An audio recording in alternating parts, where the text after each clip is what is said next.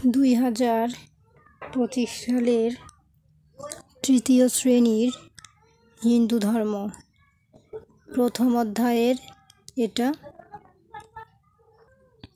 চতুর্থ পরিচ্ছেদ। এটি শেষ পরিচ্ছেদ। পৃষ্ঠা 15 ও 16 এর সমাধান করে দেখাবো। এখানে টিক চিহ্ন আছে, সংক্ষিপ্ত প্রশ্ন, বর্ণনামূলক প্রশ্ন এবং এখানে ড্যাশ পূরণ, মিলকরণ এবং এখানে এই ছকটি পূরণ করে দেখাবো। তো ভিডিওটি শুরু করার আগে বলে রাখি, চ্যানেলটি সাবস্ক্রাইব করে পাশে থাকবেন, কারণ 2025 সালের সমস্ত ভিডিও সবার আগে এই চ্যানেলেই আপলোড করা হয়। তো চলো ভিডিওটি শুরু করা যাক। এখানে বলেছে উপাসনা ও প্রার্থনার উপকারিতা নিয়ে দলে দলে আলোচনা করো এবং বলো। মানে প্রার্থনা করলে কি কি উপকারিতা হয় সেগুলো স্কুলের বন্ধুদের সাথে দলে দলে আলোচনা করো। এবং দ্বিতীয় কলামে বলেছে কিভাবে প্রার্থনা করা যায় নিচের ছকে লেখো।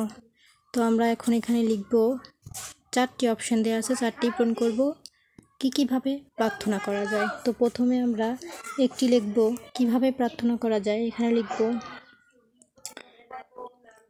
হাত জোর করে, এই যেখানে দেওয়া আছে হাত জোর করে প্রার্থনা করছে।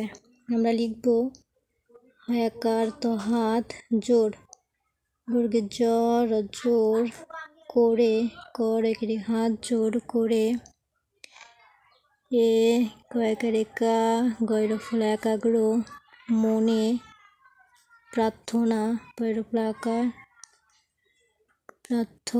এখানে প্রার্থনা করা যায়, ক রেখেরা করা অন্তর্জয়কে যা অন্তস্থ যায়।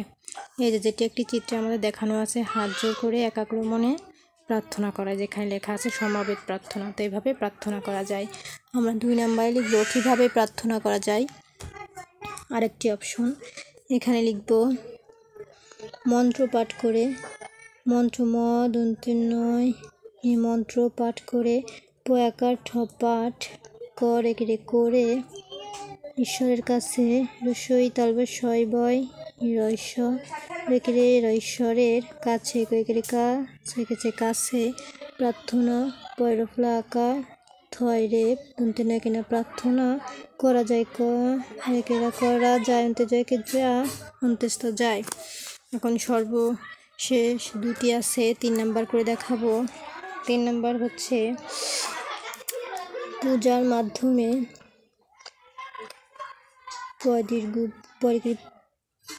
পূজার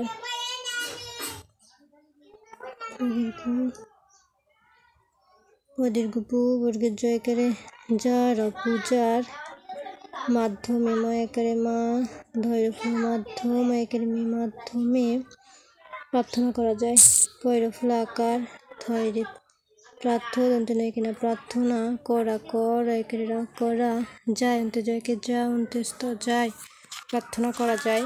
তারপর আরেকটি লিখব যে কিভাবে প্রার্থনা করা যায়।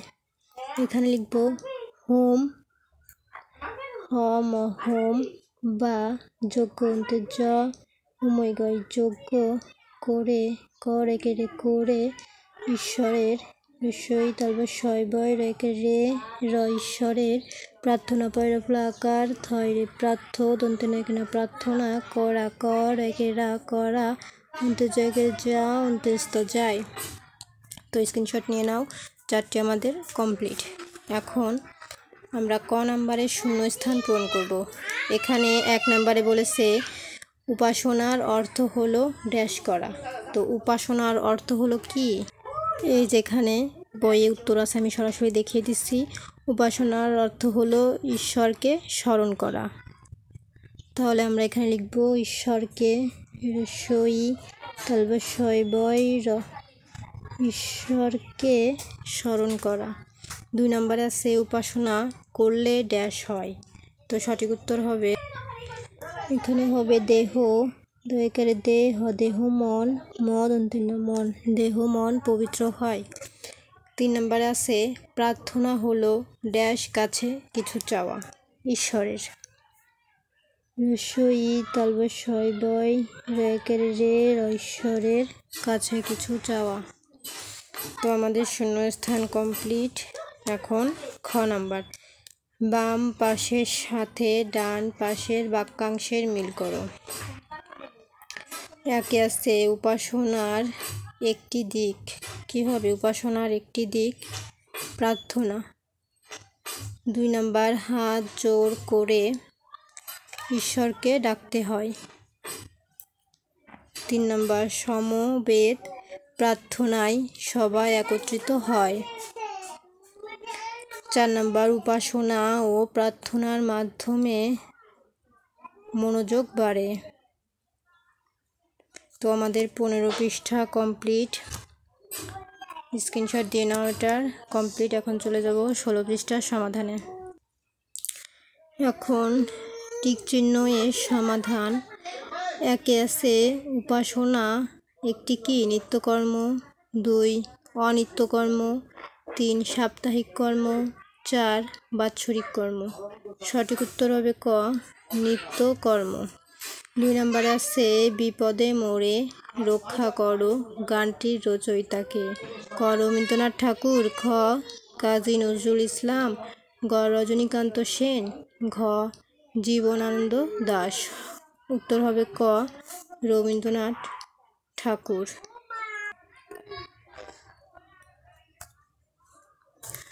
তো 3 নম্বরের সমাধান, কোন দিকে মুখ করে উপাসনায় বসতে হয়? ক উত্তর বা দক্ষিণ, খ পূর্ব বা পশ্চিম, গ উত্তর বা পূর্ব, ঘ পূর্ব বা দক্ষিণ। সঠিক উত্তর হবে গ উত্তর বা পূর্ব। এখন ঘতে আছে নিচের প্রশ্নগুলোর সংক্ষেপে উত্তর দাও। 1 থেকে 3টি প্রশ্ন আছে। ঈশ্বরকে উপলব্ধি করার জন্য কি করতে হয়? 2 উপাসনা কি? 3 দুটি বিশেষ আসনের নাম লেখো। তো আমরা প্রথমে 1 নম্বরের সমাধান দেখব। 1 নম্বর, প্রার্থনার মাধ্যমে আমরা ঈশ্বরকে উপলব্ধি করতে পারি।